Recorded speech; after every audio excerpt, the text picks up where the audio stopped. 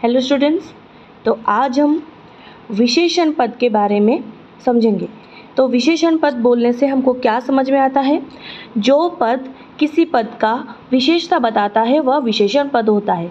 जैसे कि अगर दो पद है तो उसमें से जो एक पद है वो अगर दूसरी पद का विशेषता बताता है, जैसे कि अवस्था, संख्या, परिमाण, गुण और संकेत। उदाहरण के माध्यम से समझते हैं। अवस्था, दरिद्रः जनः, तो यहाँ पर दरिद्रः जो पद है वो जन का विशेषण बताता है, जन की विशेषता बताता है।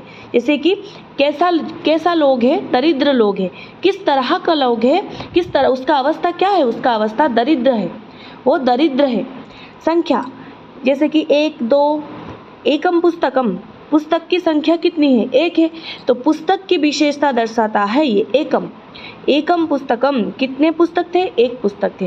कैसा जन था, दरिद्र जन था। परिमाण, अल्प, बहुत, मतलब कि क्वांटिटी को दर्शाता है। अल्पम जलम, कितना जल था, अल्प जल था, मतलब बहुत कम जल था, बहुत कम पानी था। गुण, सुंदरः बालकः, बालक का गुण कैसा था, वो सुंदर था। सुंदरी बालिका, बालिका का गुण कैसा था, वो सुंदरी था। संकेत, यानी कि अगर तुम किसी की ओर संकेत कर रहे हो, उसको दर्शा रहे हो, जैसे कि सः बालकः, वो बालक है, वो कौन है, वो बालक है। सा बालिका, वो कौन है, वो बालिका है। उसी तरह से अगर विशेषण को हम समझने की कोशिश करेंगे तो जो पद किसी दूसरे पद की विशेषता को बताता है उसको हम विशेषण पद बोलते हैं। और एक बात यहाँ पर जानते हैं कि विशेष्य पद जिस धातु, जिस वचन, जिस लिंग में होगा, विशेषण पद उसी वचन, उसी लिंग में होगा। जैसे कि ये पुल्लिंग में है और एक वचन में है, ये भी पुल्लिंग में होगा और एक वचन में होगा।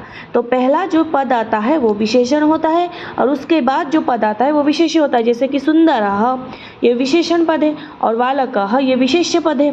तो किस तरह का बालक था, सुंदर बालक था। कितना जल था, अल्प जल था। किस तरह का लोग था, गरीब लोग था। तो अगर वीडियो समझ में आए तो लाइक, शेयर और सब्सक्राइब ज़रूर कीजिए। धन्यवाद।